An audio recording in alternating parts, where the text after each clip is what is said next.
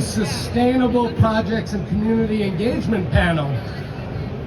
New York has enacted one of the strongest plans in the nation to combat global change, climate change. Moving forward, that is going to have a profound impact on how building in the state is done, especially given that buildings in New York are the #1 source of greenhouse emissions. More than transportation, it is buildings, 30%. On top of all that, developers and governments that do business with when it comes to community is evolving. We've seen much more activated communities who want to be part of the process from the start, not told by government and private companies what's going to be happening in their communities without a say. So to discuss this and more, we have an extremely distinguished panel. To my immediate left is John Raudenbush. John has 25 years of experience managing energy efficiency programs and implementing energy infrastructure projects.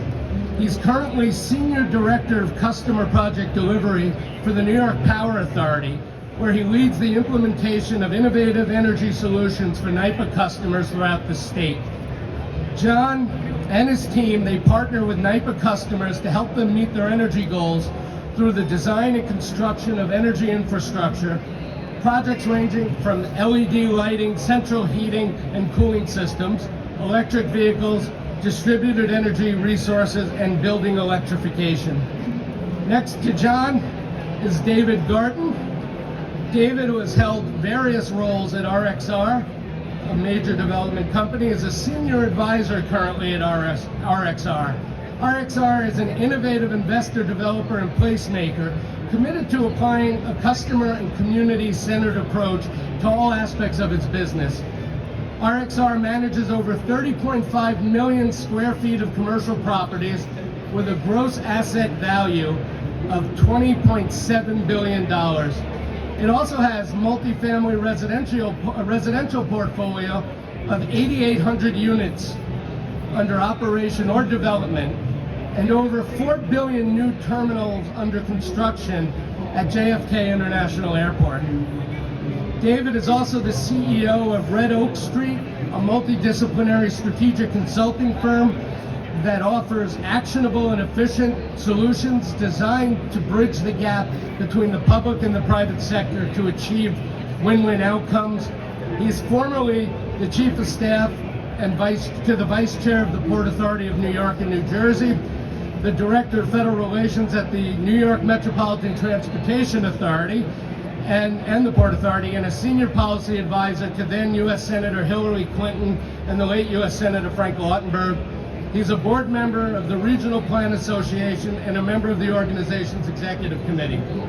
Next to David on the left is Michael Reed, the Program Manager of Advanced Energy Solutions for the New York State Energy and Research Development Authority.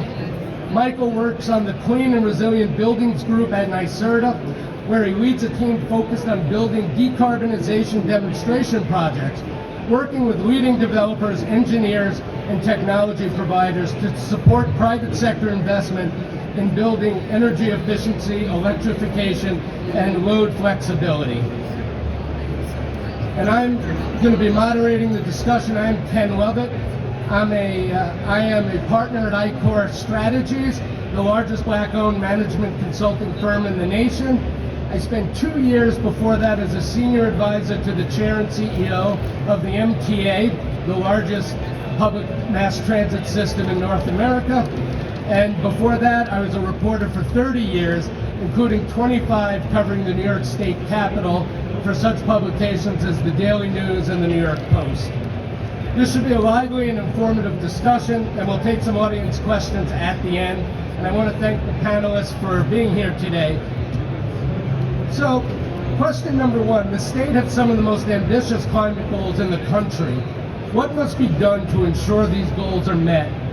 Why don't we start with NYSERDA? All right, good afternoon. Can you hear me? In the back, yes? Great. Well, welcome. Thank you all for joining us. Let's get into it.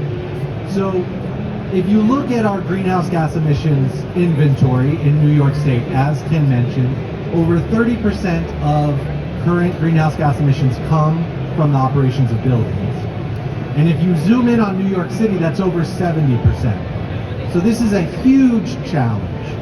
And one of the places where we've seen the most progress, especially in the last 5 years, is in the development of all-electric, high-performance new buildings. So I think the first thing I would say is we have to phase off fossil fuels. That is dictated to us by the science. And the place where that makes the most sense to start is in new construction. Because quite frankly, if we can't figure out how to do it in new buildings, how the heck are we going to do it in our existing stock of buildings? And just to give a scale of that challenge, in New York City alone, we have over 3 billion square feet of existing buildings, they're over 7 stories tall, that are heated and provided hot water by fossil fuels. So it's a massive transformation that we are talking about, and there are a lot of great work that is happening by developers, engineers, architects to show how this is possible. And a good example of that is a program called Buildings of Excellence, which is really about recognizing and rewarding those design and developments that are putting forth into the market 50-story plus high-rise buildings that are efficient and all electric. So in our first 2 rounds of awards, we gave out 32 awards to new buildings that were efficient, all electric. And as policy is starting to put a clearer and clearer focus on dictating the elimination of on-site fossil fuels, it's really ratcheting up the attention in this sector on how do we do this, and how do we do this in a way that does not unnecessarily raise costs to customers. And I think there's a lot of very interesting work that's happening. Now, it is a partnership, right? It's a partnership between the public sector and the private sector, and it's a partnership between the buildings and the grid. So while we are doing everything we can to make energy efficiency and efficient electric equipment more and more common in the marketplace, we are also trying to build, baby, build. We need to build a lot of renewable projects. So we have 120 large-scale renewable projects that are in the pipeline. Thinking offshore wind, onshore wind, large-scale renewable solar projects, and then transmission projects. All told, this pipeline plus our existing infrastructure of renewables from hydro to solar and wind gets us to about 66% renewables if we build out this pipeline. So that's pretty good, not 100% yet, but on the track. And the challenge between now and 2030 is, can we actually deliver, turn that pipeline into a reality? Yeah, so from the Power Authority's perspective, these are some of the most ambitious goals in the nation. 40% by 2030, reducing greenhouse gas emissions, and then 85% by 2050. So Governor Hochul and the legislature have laid out these ambitious plans for us to follow in the Climate Act. And the Power Authority is excited to be able to help. We mostly work in the retrofit, so in existing buildings, so we're working with governmental customers. And basically, we need to start, now, because these dates are coming upon us, and we're working with them to develop these energy efficiency solutions so that we can meet these goals. And we'll talk about it a little more later on. And David, from the private perspective, what do you see? What's the feeling about meeting these goals and the timelines that they're on? Yeah, as I was listening to both of the answers, one of the things that struck me, and what I always find in a lot of these forums, is we all share the same goals, right? Not only the industry shares the same goals of having a cleaner environment, and also creating buildings that reduce electricity, energy emissions, and reducing the overall greenhouse footprint. From the developer hat, I have to find a project and make it pencil out, right? And that is always sort of the friction and the challenge, in which you have government agencies put very ambitious goals, which are really something that we should all be striving for. And then where am I developer at? I have to figure out how I design a project, how I get the funding for the project, how I get the approvals for the project, and then ultimately build the project and use the various materials. Goals are one thing. There are other programs that take place in the States. Take, for example, the Brownfield Tax Credit Program. Instrumental in being able to unlock development. I'll give you an example. There was an older mall in White Plains, the Galleria Mall, that had been basically it was a very large building for a DMV. Nobody went to this mall. It was 3 blocks away from the train station. And while a lot of people said, well, something should be done about that particular project, it wasn't economical.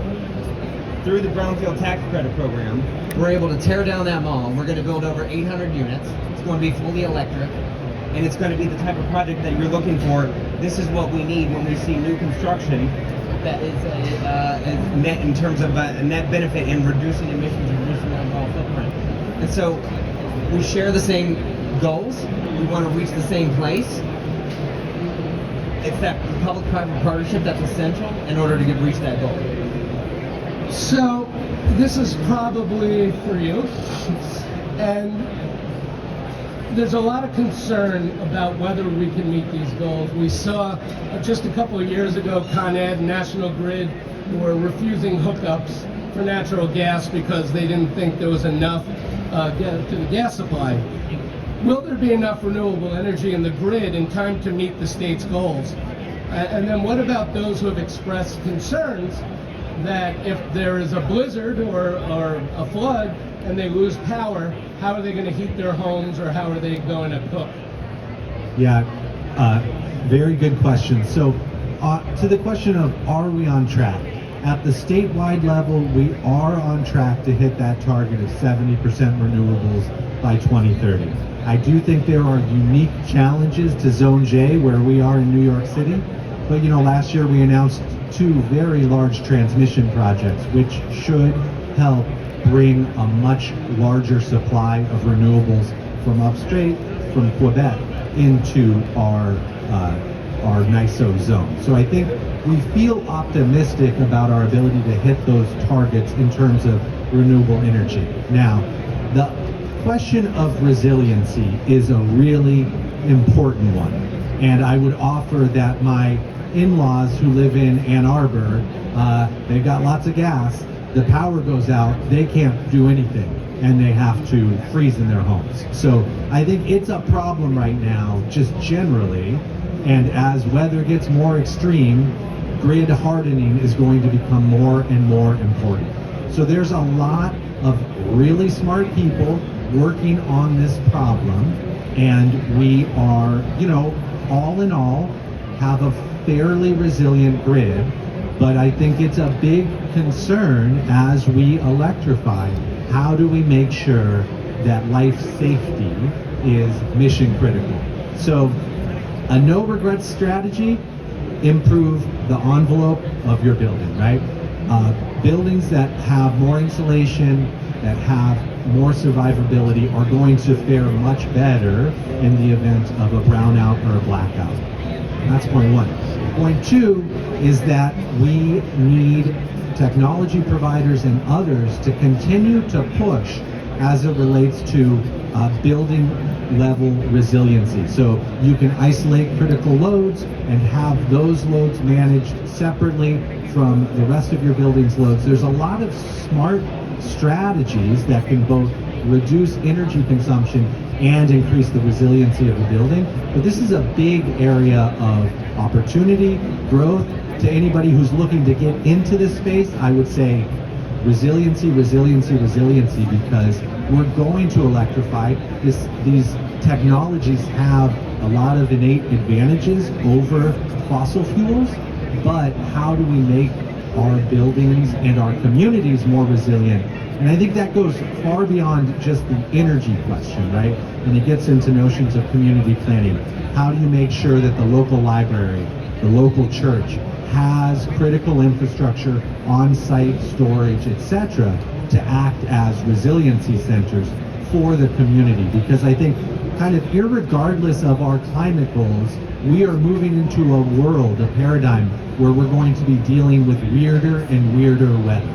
And it's going to be, your design day calculations are going to increasingly become obsolete. And I think we're just going to need to improve the resiliency of our communities. And if we focus only on the energy question, I think we're really missing a much bigger opportunity to create a better society. You know, interestingly enough, when you mention people looking at this, at the Milken Institute Public Finance, they talked about, there was a lot of talk about investments in renewables, and that seemed to be where a lot of the focus was for new investments, for major investors, not just in the US, but worldwide. John, what is the Clean Heat for All Challenge, and what are the goals of that? Yeah, so, and maybe some of you, there was a presentation earlier today by NYSERDA at 11 a.m. about the Clean Heat for All Challenge. Basically, it'll take me a minute to go through it, but essentially, NYCHA, New York City Housing Authority, came to NYPA, and they were looking for a way to easily electrify heating and cooling in their buildings, primarily heating, and through the window units. So they came to us with this idea of a cold climate package window heat pump unit. So basically, it looks similar to an air conditioner that would go in the window of a NYCHA residence and provide both heating and cooling. And they came to NYPA because we had successfully delivered a refrigerator replacement program in like the late 90s, and where we changed out close to 200,000 refrigerators for the New York City Housing Authority to Energy Star appliances. So they wanted to model that kind of procurement model again. So what we did is we worked with NYSERDA and with NYCHA, and we developed a specification for this cold climate window heat pump unit that can be plugged into the regular wall outlet that's already in the residence. And basically we went out to RFP. The trustees of NYPA awarded a $70 million contract to Medea and Gradient, two manufacturers. And right now they're in development of a prototype. And the plan is that they are going to, for the heating season for 23, so 23 and 24 heating season, we expect to have 72 units that will be deployed to some housing authority developments. And NYSERDA will help with the measurement and verification. And we'll actually test these units out and see how they perform, make any modification, and then the plan is to roll out 30,000 units across the apartments. And that's just the start, actually, because NYCHA estimates they need about 156,000 of these heat pump units to electrify a lot of their residents that they can, and basically meet the goals of 80% by 2050, which is local law 97. So it's really exciting. It's moving along well, and we'll keep you posted on how it goes. Just an unheralded success story of 3 different government agencies working together on a relatively fast timeline to get new products developed specifically for the New York City market.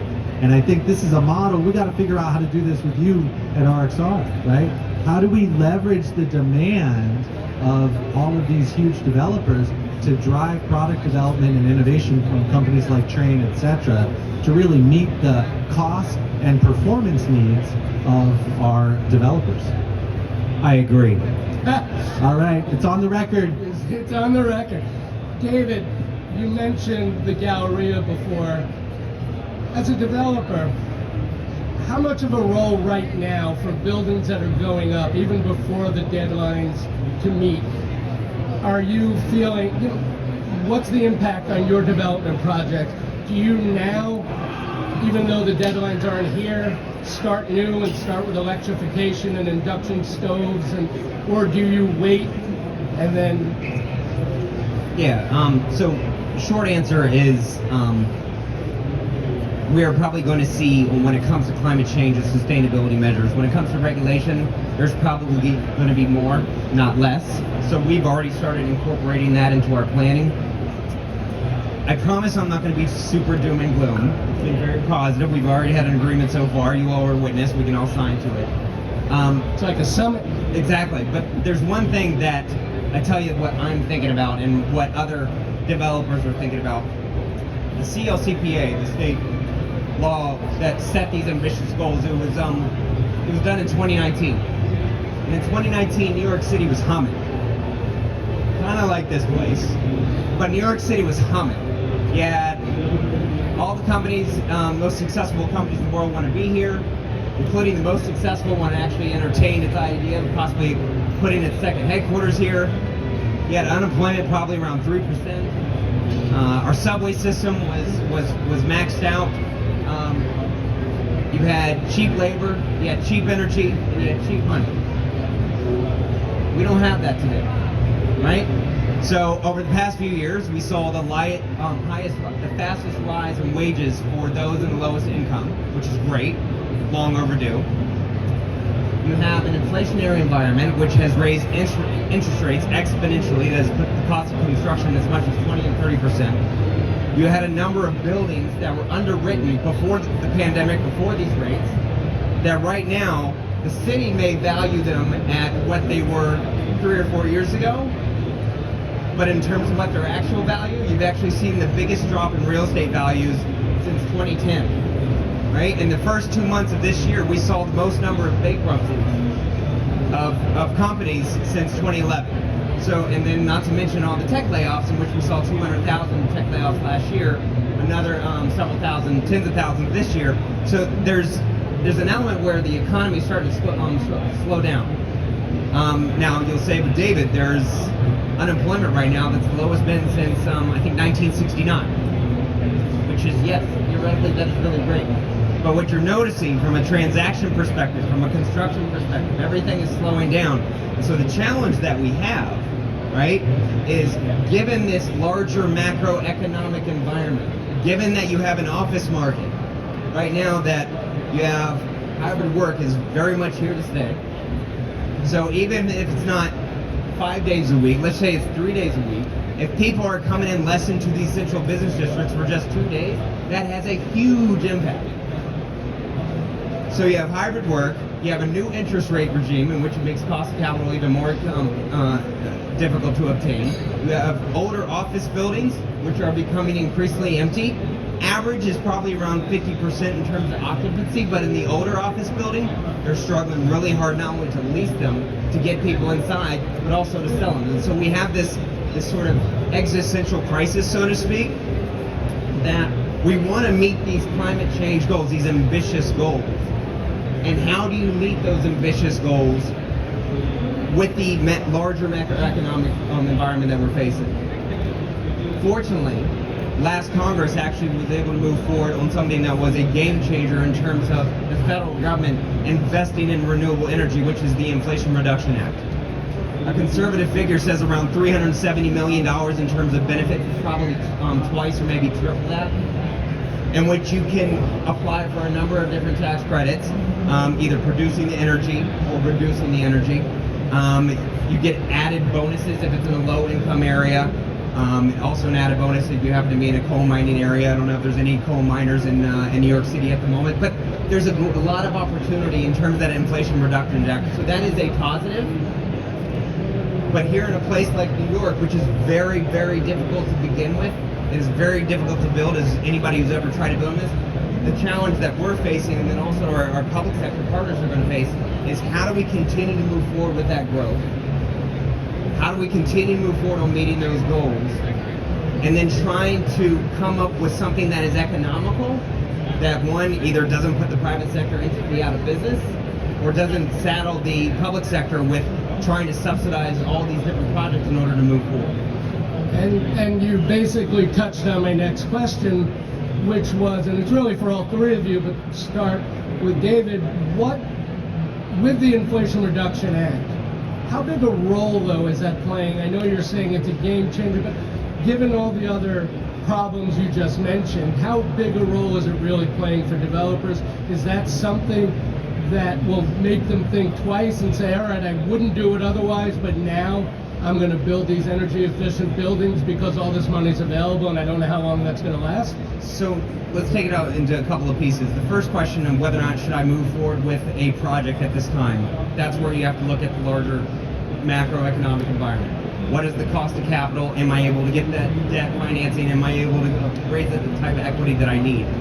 In term for RXR, absolutely. We've looked at the inflation reduction. You have to get the project started in construction, which is 5% of the total project cost at a minimum. Now, they don't put in protections in terms of inflation.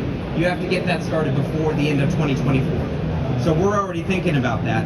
One of the things that, and thanks to Senator Schumer and those in Congress, there is a tax credit, which we have already started thinking about, for something called electrochromatic glass, dynamic glass, which is essentially we are going to put a new style of glass right now that will reduce energy consumption. It's better also for the occupants in terms of reducing glare. You don't have to put up shades. It's dynamic in terms of how it lets in the different UV rays. And so it is very much a win-win. Before the Inflation Reduction Act, we couldn't put that into our buildings. You would say, well, it makes a lot of sense. It's better for the occupants. It's going to reduce. But at the end of the day, it's not economical. We're now going to put that in the new terminal at JFK. We're going to put it at the project that I mentioned in White Plains. We're going to put it in some of our multifamily. But it is only because of that Inflation Reduction Act that has enabled it for this project to be, that type of product to be on parity with conventional windows. And their Treasury right now is still trying to figure out the guidance for the IRA, which we're watching closely. Now the question is, what are the results going to be from this large bill? And I did say it was a game changer, but there's also some requirements. There's a prevailing wage and apprenticeship requirement. I'm the first one to say we need to have strong union jobs, but sometimes it's not the most economical. Say, for example, in the suburbs, I can't build all union, because at the end of the day, I can't get the rents that I need in order to make that project viable. In the city, it's somewhat possible. But now you have this other layer requirement that comes from the federal government. We will see how that plays out, not only here in New York, but across the country. And again, another challenge that I have, given how challenging it is to build in New York, right? I mentioned prevailing wage being one of the requirements. I mentioned some of the sustainability requirements. You build in the suburbs, they have parking requirements, they have density requirements, how much you can build, how much height. All these things add more weight to the branch. And when you add more weight to the branch, either it's going to break and nothing gets done, or you try and reduce some of the weight. And that's, again, where the public sector comes in, and hopefully you're able to find that partnership in order to figure out a way to project move forward. And then John and Michael, it's the same question. What will the Inflation Reduction Act mean for the state of New York in terms of getting these projects moving from a public sector perspective? So from NYPA's perspective, we're watching it closely. As David mentioned, we're trying to understand exactly how the money's going to flow and what the requirements are, but we are watching it closely for our governmental customers from an existing building standpoint. But I would also mention too, we have the Environmental Bond Act was passed at the end of last year for New York State, and we're watching that closely as well. Really going to put some money into the governmental sector so we can start working on getting these buildings electrified and things like that. And one last piece I wanted to mention was, you know, we can start out, we're trying to start out with equipment that's at or near the end of its useful life. So we're looking at like domestic hot water heaters and using heat pumps and electrifying that piece of the building instead of trying to go for the whole building at one time. So as far as the IRA, we're watching it closely and really looking forward to what it means for our customers. Yeah, in the immediate, the IRA should really help drive forward, almost as a counterbalance to some of the inflationary environment, drive forward a lot of those renewable projects that are in the pipeline. So I think very optimistic about what that's going to do on the renewable side. On the building side, you know, there's pretty rich tax credits for ground source heat pumps, and there's ability for institutional and other customers to monetize tax credits across a whole range of technologies. So I think it will drive forward a lot of projects. I really like David's example because I think what is also shifting is the supply chain. And I think those benefits are much harder to quantify right now, but could really manifest over the long run. And I think what we've seen in other industries that have gone through the kind of transformation we hope buildings are going through is it's messy at first. There's a lot of stuff you learn, but then as the market starts to figure out how to make money, a lot of efficiencies happen. So that's what I'm optimistic about. I'm going to give another. I'm going to take an optimistic note as well. All right, so I'm going to do my best to try and figure out how to manage in the middle. I mentioned the changing office dynamic, right? In which you have a number of older office buildings, Class B and Class C office buildings, are going to become competitively obsolete. So there's opportunity there, not only with the Inflation Reduction Act. Right now, what's currently pending before the state budget, and they're debating right now, is doing things like lifting the 12 FAR cap, which would give builders the ability to build higher when it comes to residential. Now, converting of office buildings is much easier said than done. Everybody, well, why don't we just convert them? Well, as you all know, bathrooms are usually in a. I like bathrooms. Yeah. In my house. Everybody likes. Does everybody want to have their own shower in their own place, or do you want to go down the hall? So that's one of the challenges that we have when it comes to conversion. Now, eventually the market will get there in terms of that conversion, very similar to what took place in White Plains, right? For years, that mall had kind of lain fallow. It was a combination of the market conditions being what they were, as well as the brownfield tax credit enabled us to be able to move forward with it. There is opportunity right now with this competitive obsolescence, if done right with strong public policy, to accelerate the conversion of these buildings. Now, the right public policy is going to be the difference between 15 and 20 years or 5 to 10 years. And I think of what's taking place over the East Midtown rezoning.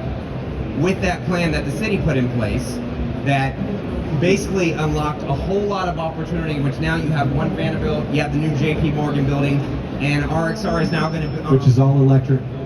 All electric. RXR is going to tear down the Grand Hyatt Hotel. We're going to build a new subway station for the MTA, and they'll build the tallest office building in New York City. I see a couple of Port Authority people. It's not going to be taller than One World Trade Center. It's just going to be by the spire. So don't hold that against me. But the highest occupied floor, and it'll be the highest hotel in the Western Hemisphere. Y'all don't have that at One World Trade Center. But again, that was a form of a good public policy that was able and unlocked. You could have something similar when it comes to office buildings and potentially converting them to other uses. And just for the record, as someone who went to college and shared a bathroom on this one floor, I'm opposed. So right now, and this is really from Michael and John if you want to, but right now the aim is to get to carbon neutrality. In coming years, do you think that's going to be enough, and will there be a push for carbon-free buildings, carbon-positive buildings? Yes, 100%, absolutely. Again, just the carbon budgets, the math of this whole situation we find ourselves in is unrelenting. And right now, so Snowhetta, which is one of these fancy architecture firms, has created a Paris-proof curve.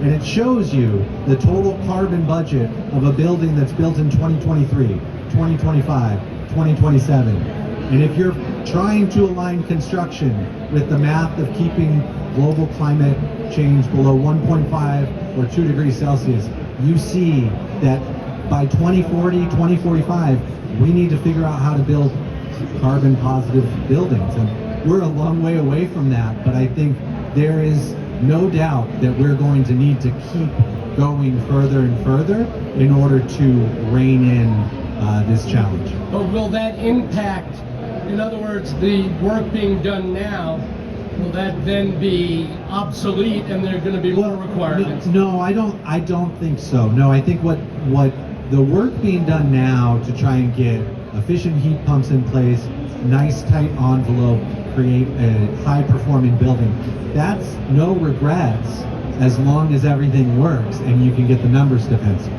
I think what we're talking about in carbon-positive buildings involves a whole new supply chain that doesn't really exist in New York City right now, but you are seeing in places that are 10 or 20 years ahead of us, Scandinavia, for example, you're seeing design for disassembly. You're seeing a lot of interesting methods and processes that are just beginning to emerge.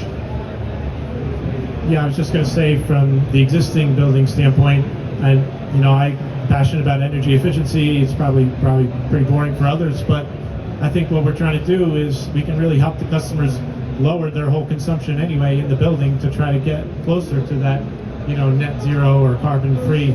LED lighting, demand control, ventilation, heat recovery, all these measures, and help bring down that consumption. And just to add on that, if I went to my construction guys or my engineering guys and talked about carbon neutral and making sure that we're building completely different in a way that would make it a net zero property, not throughout construction but also operations. I see a contractor in front of me, and looking at how you source out that different materials, they get real mad at me, right? I would have some very choice words from them, because right now there is a trade-off, right? Getting that carbon neutral, there is a trade-off, and the type of materials I use, the type of design. And while I was a bit doom and gloom in terms of what we're experiencing right now from a larger macroeconomic standpoint, and who knows, it could be 2 to 3 years, on the other side, there seems to be right now, we're on this cusp of what you have sort of a digitization in which everything is being digitized. You have a deglobalization, so much is taking place in terms of manufacturing here. And then you have this decarbonization effort. So once we get through this turbulent period, I think there's going to be an opportunity for exponential growth. A lot of the stimulus that took place over the past few years, that eventually is going to work out. The Fed's doing its can to try and slow the brakes on the economy right now. But I think in getting in that carbon neutral place, 2 to 3 to 4 years from now, with the new technologies, the new materials, all those start to develop, it's going to be much easier for developers to be able to say, yes, I can do it. And not just for the RXRs, because let's be clear, right now it is the well-capitalized developers that are able to do this. So we have this challenge right now where it kind of creates a divide between those developers that are well-resourced and those developers that are trying to get in the game. Usually minority and women-owned developers and other small developers. And so we got that challenge right now that we have to figure out that divide doesn't get too wide.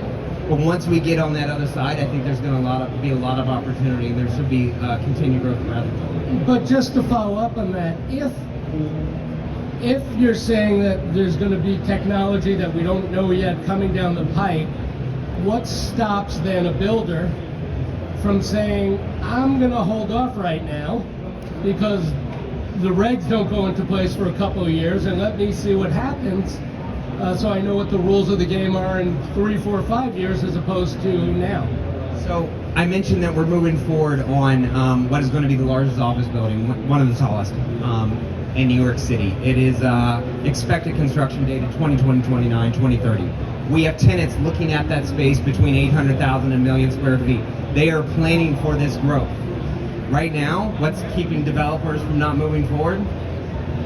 There's no money, right? Banks aren't lending right now, right? You are seeing a huge retraction in terms of not only the transaction activity, but all those office buildings right now, you're actually seeing, and I read the paper every single day and I see another one, Brookfield, $450 million default. Grenada just defaulted.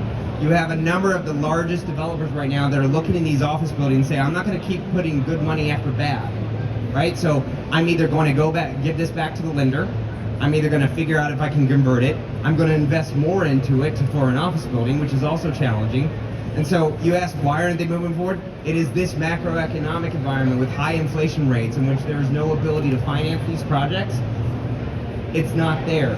And then you add the hybrid work right now, in which everybody's trying to figure out how it's going to shake out. That's going to create this kind of pause that we're seeing right now. Michael, I waited to get this one out of the way. Stoves. I don't know what you're talking about.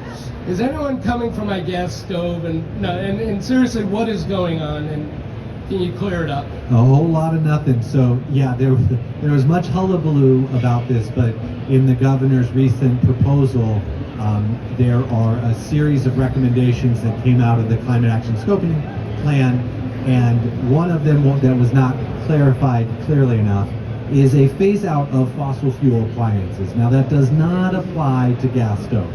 It applies to things like natural gas, space heating, or hot water appliances. And there is a carve out related to gas stoves. But I will say that electric induction cooking technology is coming for each and every one of you, and it's not a matter of if, but when you get on board with that superior technology.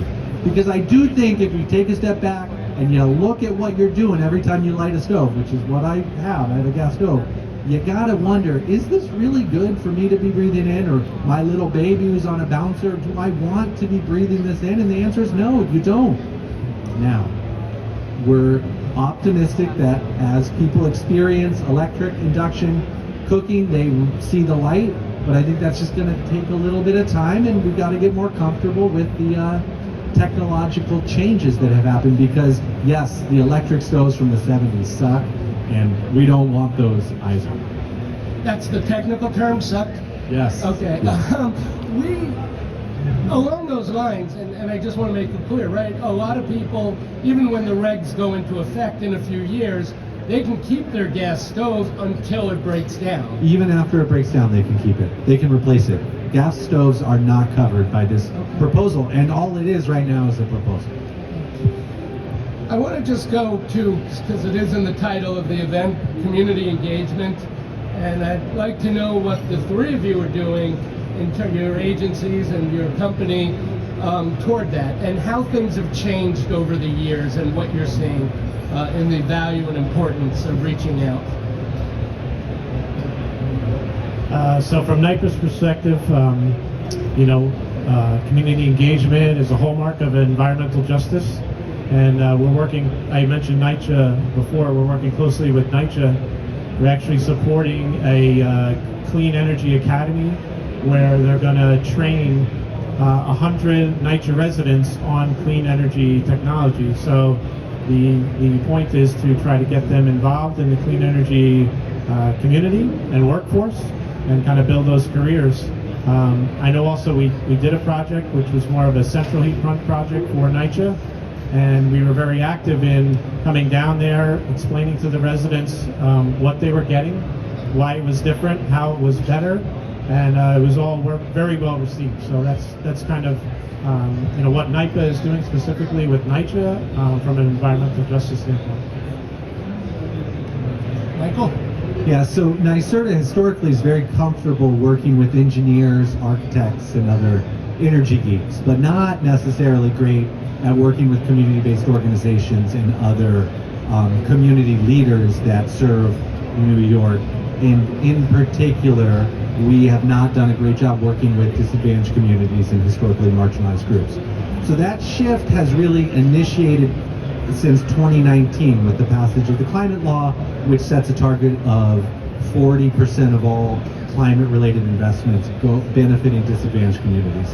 And what that is pushing us to do is just get into relationship and conversations with a much broader array of community groups and market actors, and as a result of those conversations and relationships, evolving or transforming our programs to better serve the whole spectrum of the market and not just the RXRs. So, we're taking this very seriously. We certainly still have room to improve, and we're also going to be accountable for whether or not we're able to achieve these goals, and that's nothing like accountability to force change.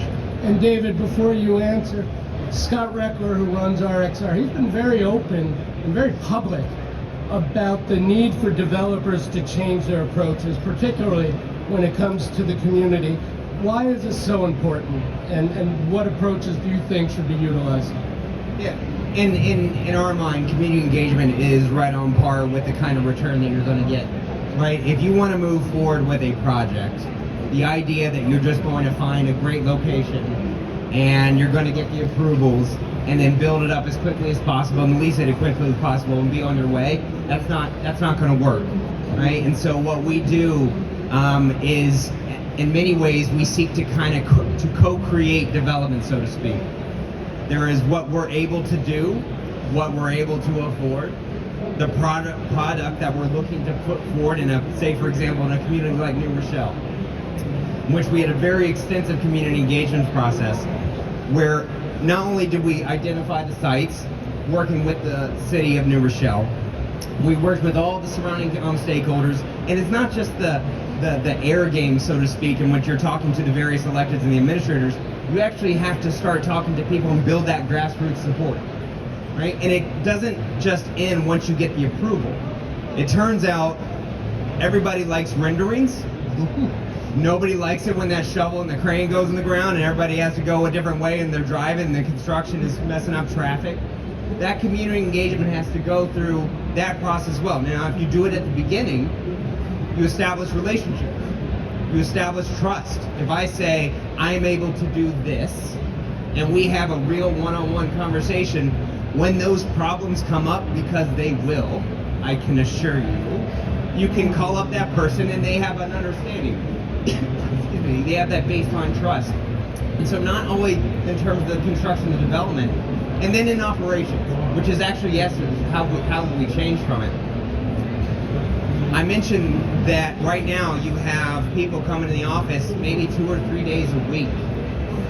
The office experience, it has to be so much more than just a container for workers where you're going to put them in a cube and be on Zoom calls all the day and maybe answering calls, because then they're going to look at you and say, David, what the hell am I doing here?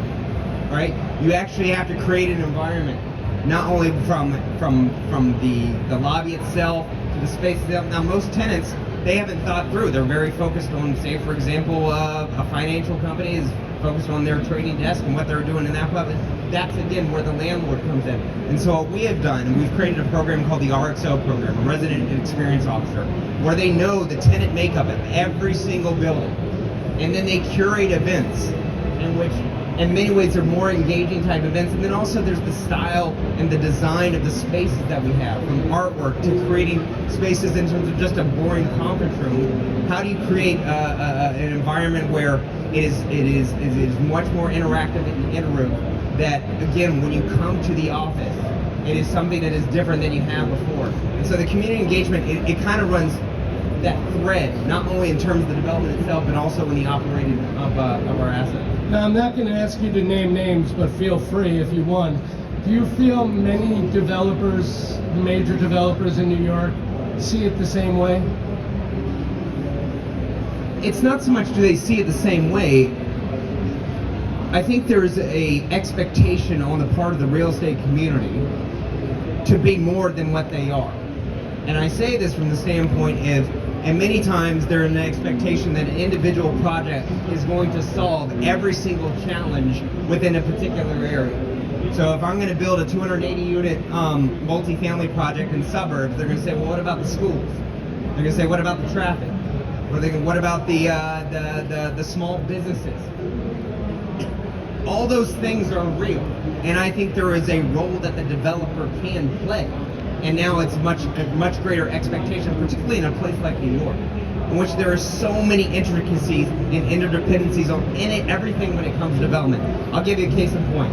Long Island City, in which you had a company at one point in time was looking to put their headquarters there. Unfortunately, we weren't able to pull that off. They went to Northern Virginia. In addition to creating so far 8,500 jobs, they built one office building. So all the jobs that come from the construction, all the new jobs from the operations of the building, the jobs that are in there. They set up a fund for affordable housing. They set up a fund to help people get their first home and first-time home buyer program. They've also been working with the schools.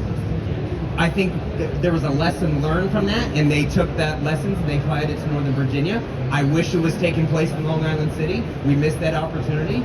But again, if you are a long-term developer, in which we are a long-term investor in New York City, it's incumbent upon us to do more than just thinking about how do we just have a great building. It's thinking about all the intricacies and being transparent and realistic on the role that we can play. And I think, too, that one of those questions the community is going to be asking a lot more, particularly in underserved communities, is about the green building. Is this going to pollute my air? Is this going to hurt us as we've been hurt for decades? Yeah, and all valid questions, and these are things that have to be incorporated, right? These are things that have to be incorporated, and not only from the developer standpoint and working with the public sector, and how do you actually create that product that doesn't continue to do either the status quo or reinforce many of the problems that many of these communities have faced before. All right, as we're running out of time, we do want to take questions from you. We have someone with a microphone ready. If anyone has any questions, just raise your hands right here in the front. Thank you. Great presentation. Question that I have. Oh.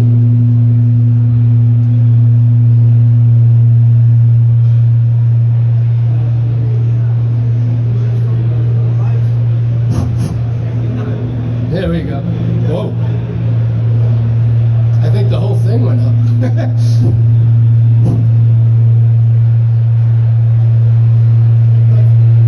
you hear me? Yeah, we can hear you. I'll repeat it. Based on the full life cycle of the project, from the time that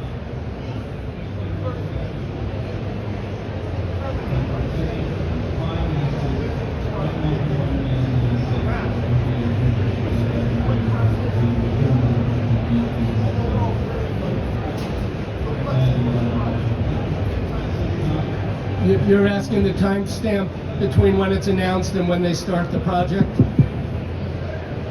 You're asking what a typical timeline in terms of a project. It's going to vary by the geography. It's going to vary by the complexity. I'll give you an example of the most recent project that we just broke ground on, which is a new terminal at JFK Airport. We started on that in the summer of 2017. Right? We had to do a negotiation with the Port Authority. We had a pandemic come along, stop people flying dramatically. You had an interest rate environment. 5.5 years later, we were able to get financial close and break ground. That's for a terminal. This is for a terminal that in many ways had already been approved in terms of zoning. It had all the things that, the challenges that usually take place in a place like a suburban development in New York City. We had surpassed that, but there was a negotiation with the Port Authority in which they have to figure out what type of rent they're going to get, what are the airlines that we're going to get. Then you have the external factors, the exogenous factors of the pandemic that I mentioned, the interest rate environment. That's one. The project that I mentioned at Grand Hyatt, we got approval from that a year ago. We got through the city, we got through the state, we got through the MTA, which, if anybody's done that, that's a feat within itself, right? We're gonna break ground on that probably in 2024, and probably won't be finished till 2030. Again, it really depends on the complexity. We started a project in New Rochelle.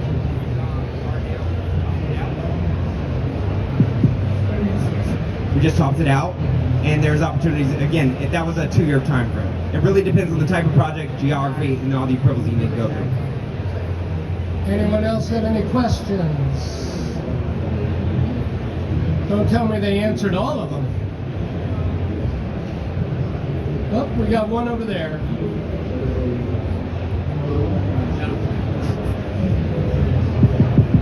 Hi, gentlemen. Hi.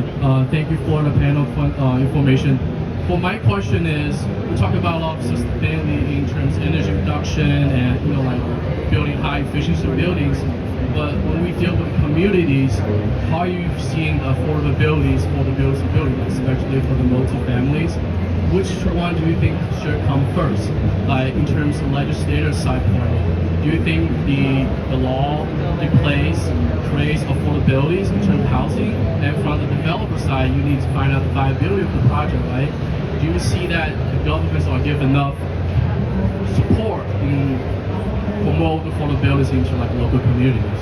So you're asking which comes first, basically Right, sustainability or affordability? Sustainability or affordability? New York, it's usually has to do both, right? And when we talk about housing, though, housing in many ways gets painted with a broad brush. There's New York City Housing Authority. That's one form of housing. That's 500,000 units. That's a different solution. There is rent-regulated housing. That's a different solution. There's market rate housing. There's a different solution. I'm a big believer that the affordability challenge is a supply challenge. We have underbuilt dramatically in terms of new housing in New York City and the surrounding region. New York City actually can't solve the affordable challenge by itself. That's why we have the Long Island Railroad, Metro North, New Jersey Transit, so we can go to these other communities.